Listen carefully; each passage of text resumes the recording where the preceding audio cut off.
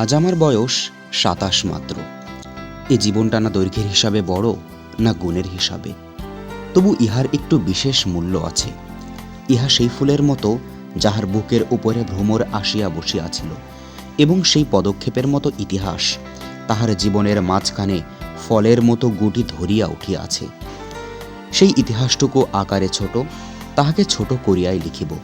ছোটকে যাহারা সামান্য বলিয়া ভুল করেন না, তাহারা ইহার রস বুঝিবেন। কলেজে যতগুলো পরীক্ষা পাশ করিবার সব আমি চুকাইয়াছি। ছেলেবেলায় আমার সুন্দর চেহারা লইয়া পণ্ডিত মশাই আমাকে শিমুল ফুল ও মাকাল ফলের সহিত তুলনা করিয়া বিদ্রূপ করিবার সুযোগ পাইয়াছিলেন। ইহাতে তখন বড় লজ্জা পাইতাম, কিন্তু বয়স হইয়া একথা ভাবিয়াছি, যদি জন্মান্তর থাকে তবে আমার মুখে সুরূপ এবং পণ্ডিত মশাইদের মুখে বিদ্রূপ যেন অমনি করিয়া প্রকাশ পায়। আবার আমার পিতা এককালে গরিব ছিলেন। ওকালতি করিয়া তিনি প্রচুর টাকা রোজগার করিয়াছেন। ভোগ করিবার সময় নিমেষ মাত্রও পান নাই। মৃত্যুতে তিনি যে হাফ ছাড়িলেন, সেই তার প্রথম অবকাশ। আমার তখন অল্প বয়স। মার হাতেই আমি মানুষ। মা গরিবের ঘরের মেয়ে। আমরা যে ধনী একথা তিনিও ভোলেন না, আমাকে ভুলিতে দেন না। শিশুকালে আমি কোলে কোলেই মানুষ বোধ করি। সেই জন্য শেষ পর্যন্ত আমার পুরাপুরি বয়সই হইল না। আজও আমাকে দেখিলে মনে হইবে আমি অন্নপূর্ণার কোলে গজাননের ছোট ভাইটি। আমার আসল অভিভাবক আমার মামা। তিনি আমার চেয়ে বড়জোর বছর ছয়েক বড়, কিন্তু ফল্গুর বালির মতো তিনি সমস্ত সংসারটাকে নিজের অন্তরের মধ্যে শুষিয়া লইয়াছেন। তাহাকে না খুঁড়িয়া এখানকার এক গণ্ডূষও রস পাইবার জো নাই। এই কারণেই কোনো কিছুর জন্যই আমাকে কোনো ভাবনা ভাবিতেই হয় না। কন্যার পিতা মাত্রই স্বীকার করিবেন আমি সৎপাত্র। তামাকটুকু পর্যন্ত খাই না। ভালো মানুষ হওয়ার কোনো ঝঞ্ঝাট নাই, তাই আমি নিতান্ত ভালো মানুষ। মাতার আদেশ মানিয়া চলিবার ক্ষমতা আমার আছে, বস্তুত না মানিবার ক্ষমতা আমার নাই। অন্তঃপুরের শাসনে চলিবার মতো করিয়াই আমি প্রস্তুত হইয়াছি। যদি কোনো কন্যা স্বয়ংবরা হন, তবে এই সুলক্ষণটি স্মরণ রাখিবেন। অনেক বড় ঘর হইতে আমার সম্বন্ধ আসিয়াছিল, কিন্তু মামা, যিনি পৃথিবীতে আমার ভাগ্যদেবতার প্রধান এজেন্ট, বিবাহ সম্বন্ধে তার একটা বিশেষ মত ছিল। ধনীর কন্যা তার পছন্দ নয়। আমাদের ঘরে যে মেয়ে আসিবে, সে মাথা হেট করিয়া আসিবে, এই তিনি চান। অথচ টাকার প্রতি আসক্তি তার অস্থিমজ্জায় জড়িত।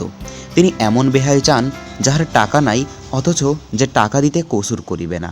যা হোক, শোষণ করা চলিবে, অথচ বাড়িতে আসিলে গুড়গুড়ির পরিবর্তে বাধা হুকাই তামাক দিলে যাহার নালিশ খাটিবে না। আমার বন্ধু হরিশ কানপুরে কাজ করে। সে ছুটিতে কলকাতায় আসিয়া আমার মন উতলা করিয়া দিল। সে বলিল, ওহে, মেয়ে যদি বলো, একটি খাসা মেয়ে আছে। কিছুদিন পূর্বেই এমএ পাশ করিয়াছি। সামনে যতদূর পর্যন্ত দৃষ্টি চলে, ছুটি ধুধু করিতেছে। পরীক্ষা নাই, উমেদরি নাই, চাকরি নাই, নিজের বিষয় দেখিবার চিন্তাও নাই, শিক্ষাও নাই, ইচ্ছাও নাই। থাকিবার মধ্যেও ভেতরে আছেন মা এবং বাহিরে আছেন মামা। এই অবকাশের মরুভূমির মধ্যেই আমার হৃদয় তখন বিশ্বব্যাপী নারীরূপের মরীচিকা দেখিতেছিল। আকাশে তাহার দৃষ্টি, বাতাসে তাহার নিঃশ্বাস, তরু মর্মরে তাহার গোপন কথা। এমন সময় হরিশ আসিয়া বলিল, মেয়ে যদি বলো, তবে। আমার শরীর মন বসন্ত বাতাসে বকুলবনের নবপল্লব রাশির মতো কাঁপিতে কাঁপিতে আলোছায়া বনিতে লাগিল। হরিশ মানুষটা ছিল রসিক। রস দিয়া বর্ণনা করিবার শক্তি তাহার ছিল, আর আমার মন ছিল তৃষ্ণার্ত। আমি হরিশকে বলিলাম, একবার মামার কাছে কথাটা পাড়িয়া দেখো। হরিশ আসর জমাইতে অদ্বিতীয়, তাই সর্বত্রই তাহার খাতির। মামাও তাহাকে পাইলে ছাড়িতে চান না। কথাটা তার বৈঠকে উঠিল। মেয়ের চেয়ে মেয়ের বাপের খবরটাই তাহার কাছে গুরুতর। বাপের অবস্থা তিনি যেমনটি চান তেমনই। এককালে ইহাদের বংশে লক্ষ্মীর মঙ্গলঘট ভরা ছিল, এখন তাহা শূন্য বলিলেই হয়। অথচ তলায় সামান্য কিছু বাকি আছে। দেশে বংশমর্যাদা রাখিয়া চলা সহজ নয় বলিয়াই তিনি পশ্চিমে গিয়া বাস করিতেছেন। সেখানে গরিব গৃহস্থের মতোই থাকেন, একটি মেয়ে ছাড়া তার আর নাই।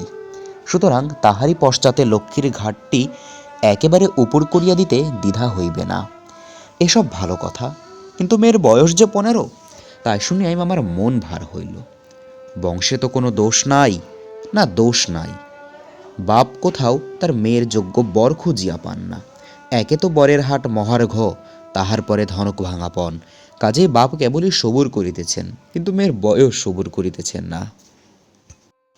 যাই হোক, হরিশের সরস রসনার গুণ আছে। মামার মন নরম হইল। বিবাহের ভূমিকা অংশটা নির্বিঘ্নে সমাধা হইয়া গেল।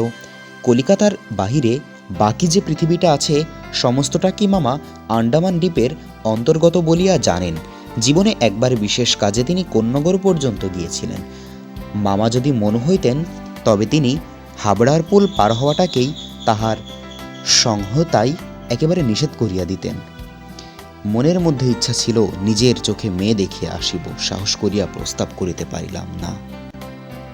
কন্যাকে আশীর্বাদ করিবার জন্য যাহাকে পাঠানো হইল সে আমাদের বিনু দাদা, আমার পিস্তুত ভাই। তাহার মতো রুচি এবং দক্ষতার পরে আমি 16 আনা নির্ভর করিতে পারি।